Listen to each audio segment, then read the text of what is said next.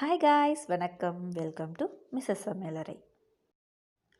இன்றைக்கி நம்ம பார்க்க போகிற ரெசிபி சூப்பரான, அதுவும் பாரம்பரியமான சர்க்கரை பொங்கல். இது என்னோடய பாட்டி அம்மாலாம் இப்படி தான் செய்வாங்க. அந்த மெத்தடை நான் உங்கள் கூட இன்றைக்கி ஷேர் பண்ணிக்க போகிறேன். இதில் அதிகமாக நெய்லாம் சேர்க்காமல் எப்படி சூப்பரான சர்க்கரை பொங்கல் செய்கிறதுன்னு பார்க்கலாம். அதுக்கு முன்னாடி இந்த சேனலை சப்ஸ்கிரைப் பண்ணாதுங்க, சப்ஸ்கிரைப் பண்ணுங்கள். வாங்க வீடியோக்குள்ளே போகலாம். நான் இன்றைக்கி கிளாஸில் தான் அளவு காட்ட போகிறேன். இது போல் ஒரு பெரிய கிளாஸில் 1/4 கப் அளவுக்கு சிறுபருப்பு சேர்த்துக்கோங்க. இது 100 கிராம் சிறுபருப்பு. மீதி முக்கால்வாசி பச்சரிசி சேர்த்துக்கோங்க. இது 250 கிராம் பச்சரிசி. ரெண்டுத்தையும் ஒன்றா ஒரு கிண்ணத்தில் போட்டு தண்ணி ஊற்றி கழுவிக்கலாம். ஒரு 4 வாட்டி தண்ணி சேர்த்து கழுவிக்கோங்க. நல்லா கழுவி தண்ணியெல்லாம் வடித்து வச்சுட்டேன் பாருங்கள். இப்போ இது ஒரு பாத்திரத்தில், அதாவது பொங்கல் செய்கிற பாத்திரத்தில் சேர்த்துக்கலாம். நான் இன்றைக்கி இந்த அலுமினிய பாத்திரத்தில் தான் செய்ய போகிறேன். இது போல் ஒரு ரவுண்டு பாத்திரமாக இருந்துச்சுன்னா நமக்கு கலரத்துக்கெலாம் நல்லா வாட்டமாக இருக்கும். அதனால் நான் இந்த பாத்திரம் எடுத்துக்கிட்டேன். தண்ணி சேர்த்துக்கலாம். தண்ணியோட அளவுன்னு பார்த்தா ஒரு கிளாஸுக்கு நம்ம 4 கிளாஸ் தண்ணி சேர்த்துக்கணும். இப்போ நம்ம ஸ்டவ்வில் வச்சலாம். வச்சதுக்கப்புறம் ஒரு பிஞ்ச் அளவுக்கு சால்ட் சேர்த்துக்கலாம். அப்போ தான் பொங்கலுக்கு அது நல்ல டேஸ்ட் கொடுக்கும். ஒரு 10 நிமிஷம் இருக்குது பாருங்கள். சுற்றி பபிள்ஸ்லாம் வர ஆரம்பிச்சிடுச்சு. இப்படியே இருக்கட்டும்.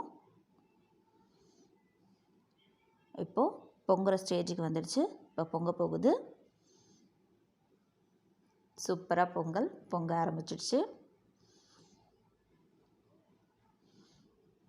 ஒரு வாட்டி பொங்கினதுக்கப்புறம் ஸ்டவ் இப்போ மீடியமாக வச்சு பொங்கல் நம்ம கலரி விடலாம்.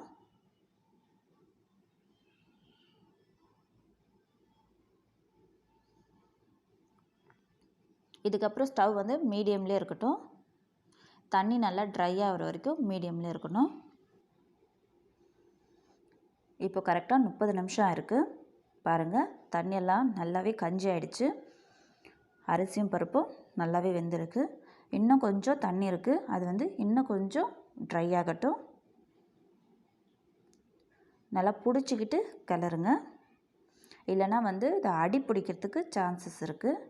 அதனால் இதுக்கப்புறம் நல்லாவே கலந்து விட்டுட்டுருங்க. தண்ணி நல்லா ட்ரை ஆனதுக்கப்புறம் வெல்லம் சேர்த்துக்கலாம். நான் அரிசி எடுத்தேன் இல்லையா, அதே கிளாஸில் வெல்லம் எடுத்துக்கிட்டேன். இது 250 கிராம் வெல்லம். வெல்லத்தை சேர்த்து கைவிடாமல் நல்லா மிக்ஸ் பண்ணுங்கள். ஏன்னா வெல்லம் சேர்த்ததுக்கப்புறம் பொங்கல் அடி பிடிக்கும்.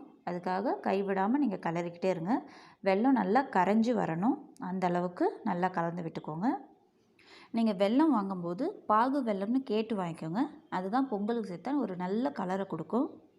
வெல்லம் நல்லா கரைஞ்சிடுச்சு பாருங்கள். நல்லா கலர்ஃபுல்லாக பொங்கல் ரெடியாக இருக்குது.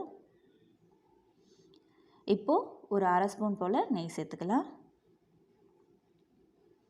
இந்த ஸ்டேஜில் தான் நம்ம நெய் சேர்க்கணும். அதுவும் 1/2 ஸ்பூனுக்கு மேலே தேவைப்படாது, போதும். இதை ஒரு வாட்டி கலந்து விட்டுட்டு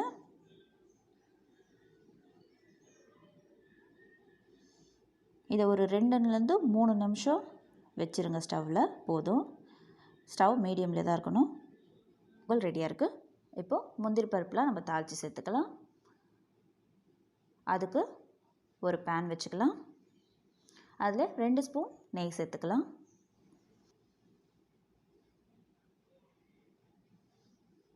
நெய் நல்லா சூடானதுக்கப்புறம் முந்திரி பருப்பு சேர்த்துக்கலாம்.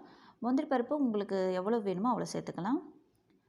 இது கலர் மாறட்டும். கலர் மாறின உடனே கிஸ்மிஸ் சேர்த்துக்கலாம். கிஸ்மிஸ் பலூன் மாதிரி வந்த உடனே நம்ம இதை பொங்கலை சேர்த்துக்கலாம்.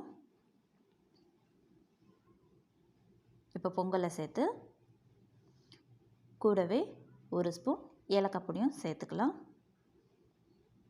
நம்ம ஃப்ளேவருக்குன்னு ஏலக்காய் பொடி தவிர வேறு எதுவுமே சேர்க்க தேவையில்லை. அதுவே ஒரு நல்ல ஃப்ளேவரை கொடுக்கும். இதை ஒரு வாட்டி நல்லாவே கலந்து விட்டுக்கலாம். பாருங்கள், பொங்கல் சூப்பராக ரெடி ஆகிடுச்சு. சூப்பரான சர்க்கரை பொங்கல், அதுவும் பாரம்பரியமான சர்க்கரை பொங்கல் ரெடி ஆகிடுச்சு. இந்த வீடியோ உங்களுக்கு பிடிச்சிருந்ததுன்னா லைக் பண்ணுங்கள், ஷேர் பண்ணுங்கள். மறக்காமல் மிஸ்ஸஸ் சமையலறை சேனலை சப்ஸ்கிரைப் பண்ணுங்கள். பக்கத்தில் இருக்க பெல் ஐக்கானையும் கிளிக் பண்ணுங்கள். தேங்க்ஸ் ஃபார் வாட்சிங்.